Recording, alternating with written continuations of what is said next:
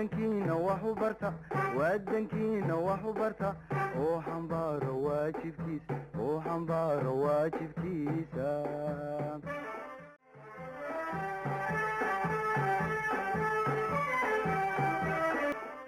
بسم الله الرحمن الرحيم السلام عليكم ورحمة الله وبركاته أرضي كسر هذا برنامج كني fogaan-dersi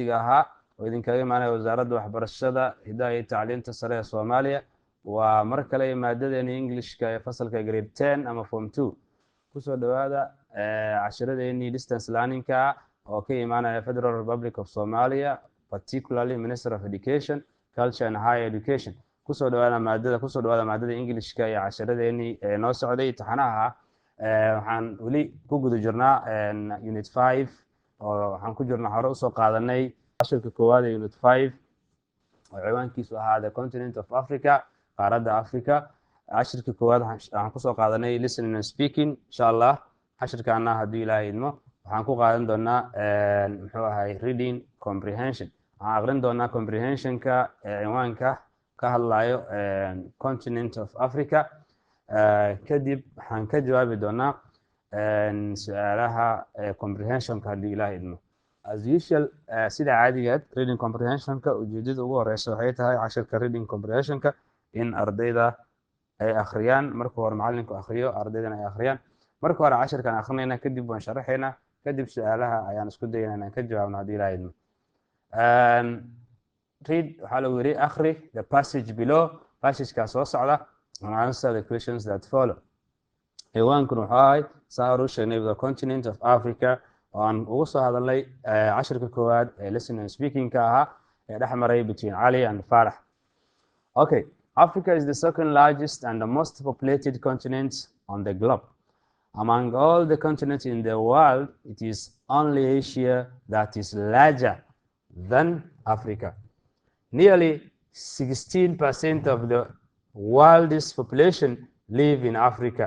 Africa has a population of more than 1 billion people. When the Western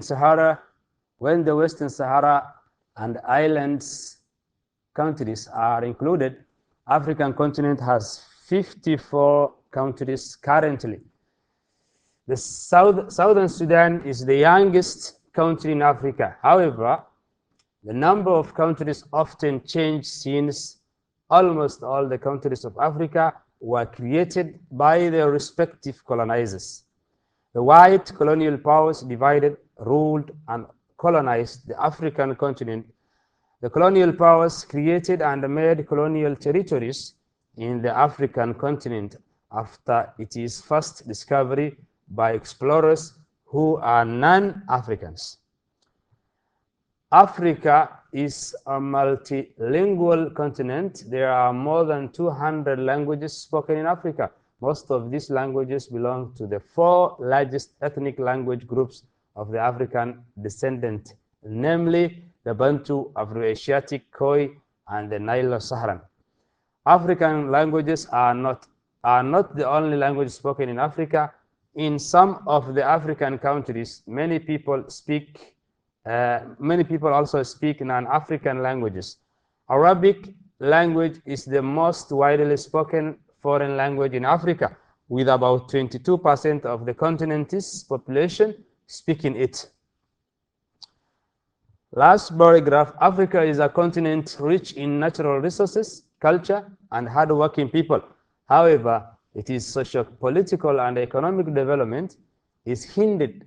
by conflicts, wars, coups, and misplaced priorities by authorities due to corrupt leaders. Fortunately, so many African countries have changed that norm and are making so much progress. There are fewer countries experiencing conflict and wars than the so many peaceful countries in Africa. Many countries have better constitutions that find remedies to the problems. Some African countries are offering free primary and secondary education and affordable health care services.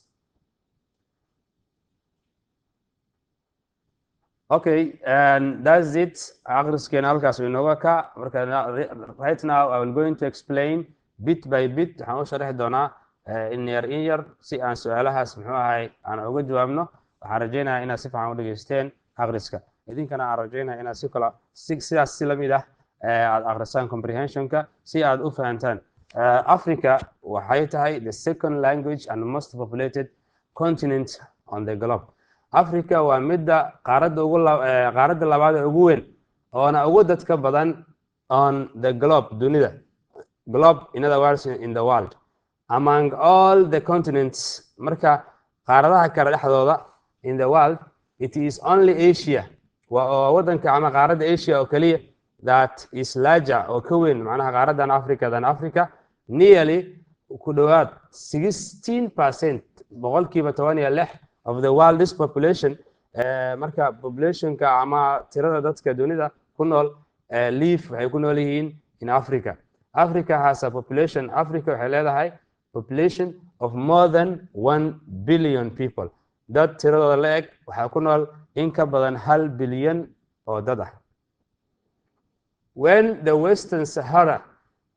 Sahara and island countries iyo wadamada jasiiradaha ee Africa ka mid ah are included marka lagu daro sida Madagascar oo kale African continent qaaradda Africa waxay leedahay 54 countries total of 54 countries 54 wadan currently hadda aan waqtiga hadda aan joogno Southern Sudan wadankan yar ee loo yaqaan Southern Sudan na ka goostay wadanka Sudan is the youngest country in Africa waa wadanka ugu da'yar yani wadanka ugu yani waqtiga ugu yani ugu dambeeyay la magacaabay ama la aqoonsaday oo Africa muxuu ahay however si kasta ahaatee the number of countries tirooyinka wadamada change ayaa isbedela since almost maadaama ku dhawaad all the countries wadamada Africa waa created la abuuray by their respective colonizers ay abuureen ama ay muxuu ahay aqoonsadeen gumeystayaashooda the white colonial powers yani muxuu ahay gumeysigii cadaanka awoodaha yani Africa ku kala qaybiyay ku xukumay and colonized kuna gumeystay the African continent the colonial powers created waxay marka abuureen gumeystayaasha Africa gumeystay waxay abuureen ayna sameeyeen colonial territories dhul ayaga muxuu ahaa ay gumeysteen in the African continent ee qaaradda Africa macnaha wadan walba waxay u goosteen in ayaga muxuu ahaa wadan kamid ah Europe oo gumeystay oo macnaha gaar u goostay dhul ahaan and it is first discovery ku ugu horeeyay Africa imaaday and explorers oona sahmiyay oo ahaa who are non-Africans aanan ahayn African oo ah dad cadaan ah oo Africa gumeystay Africa sidoo kale markii aan fiirino xogteeda is a multilingual continent waa wadan waa qaarad ee dadka ku nool ay ku hadlaan luqado fara badan there are more than waxaa jirto in ka badan 200 languages in ka badan 200 oo luqad spoken ama lahjado looga hadlo in Africa most of these languages luqadahan in badan oo kamid ah belong waxaa iska leh oo ku hadla to the 4 largest ethnic language groups يعني أفرت قبيل وين أفريقيا أنا فرع أفريقيا وياي namely أنا لكاليرادو بنتو أفرو إيشياتيك يكوي يو the Nilo Saharan أفرت محوا قبيل أفريقيا وين أيام محوا اللغة عن لوضع بقولة إن بدن كهال African languages لغة أفريقيا لغة are not the only language spoken in Africa African languages luqadaha Africa looga hadlo ma aha oo kaliya luqadaha ay Afrikaanta dadka Africa ay ku hadlaan oo kaliya in some of the African countries wadamada Africa qaarkood many people dadka badankood also speak waxay ku hadlaan non-African languages luqado aan Afrikaan ahayn Arabic language ayaa kamid ah is the most widely spoken waa midka sida baaxad ugu weyn looga hadlo wadamada Africa looga hadlo ona ah luqadaha shisheeye foreign language in Africa looga hadlo taasoo ay isticmaalaan with about 22% boqolkiiba 22 qaaradda Africa dadka ku nool ay ku hadlaan Africa sidoo kale markaan u sii gudagalno xogta Africa waxaa kamid ah Africa is a continent waa qaarad rich ay ku badan tahay ama ay ka buuxdo natural resources kheyraadka dabiiciga culture dabeecad yani dhaqan and hard working iyo dad dadaal badan hard working people. However, si kasta ha ahaatee, it is socio-political and economic development horumarkeeda bulsho iyo dhaqaalaba is hindered waxaa macnaha saameeyey conflicts khilaaf wars digaal coup afgembi and misplaced priorities iyo dad ku takrifalay awoodahooda oo muxuu ahaye sabab u tahay corrupt leaders hogaamiyaal oo musuqmaasuq macnaha wadankooda ku hay. Fortunately, laakiin waxaa nasiib ah so many African countries wadamo badan oo Africa kamid ah have changed ayaa isbedelay that norm oo yani dhaqankaasi caadadaas isbedelay and are making waxayna sameynayaan so much progress horumar aad u fiican oo aad u weyn. There are laakiin waxaa cagsigeeda jira fewer countries wadamada dhowr ah experiencing oo yani hadda saameynayso conflicts khilaaf and wars iyo dagaalo than the so many peaceful markii loo barbar dhigo kuwa badan ee nabadda ah Africa gudaheeda. Many countries wadamo badan oo Africa have better constitution waxay leeyihiin muxuu ahay constitution ama dastuur aad u wanaagsan ay leeyihiin that find taasoo u heli kara remedies xal to the problems dhibaatooyinka Africa ka jira. Some African countries qaar ka mid ah wadamada Africa are offering waxay bixiyaan oo ardaydooda ay siiyaan ilmahooda free primary and secondary education waxbarasho dugsi hoose dhexe iyo sare ah and affordable health care services iyo adeegyo caafimaad oo affordable ay awoodi karaan dadka Afrikaanka. Intaas ayaa waxaan inooga eg comprehension keeni markaana waxaan rajeynayaa inaad marka hore dhageysteen sharaxaadana aad si fiican u dhageysan doontaan. Su'aalaha comprehensionka waxaa lagu yiri working in pairs idinkoo laba maxay iskula kaashanaya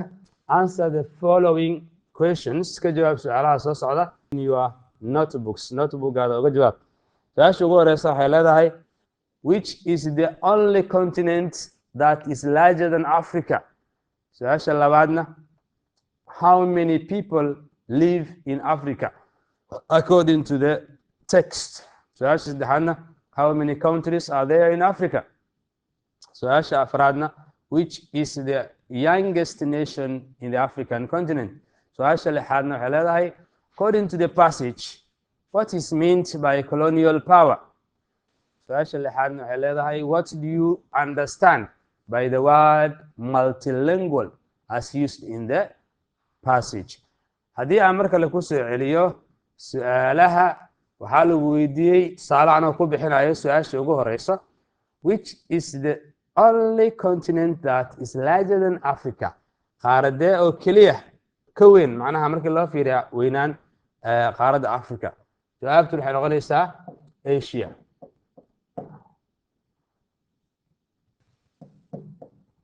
Qaaradda keliya size ahaan territory ahaan dhul ahaan markii loo fiiriyo Africa ka weyn waxaa waaye waa Asia. Asia ayaa ugu weyn, Africa ayaa second largest ah. Casharkeena ku soo qaadanay. Su'aalaha kale idinka ka jawaabi doono. Su'aasha labaad waxaad ka jawaabaysaa how many people live in Africa according to the text. Sida hadda casharkeena comprehensionka haddaan akhrinay soo sharaxnay markii loo fiiriyo Africa meeqa dad ku nool populationkeeda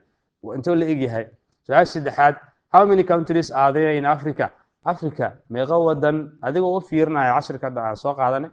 aadan xogti meel kale ka soo qaadanin casharka hadda ay dib u akhrinaysaa kadib su'aalaha meesha aad ka jawaabaysaa how many countries are there imisa wadan ay ka kooban tahay qaaradda Africa. Su'aasha kale waxaa waaye afraad which is the youngest nation. Qaaradda ugu yar Africa waa qaaradee? Qaaradda Africa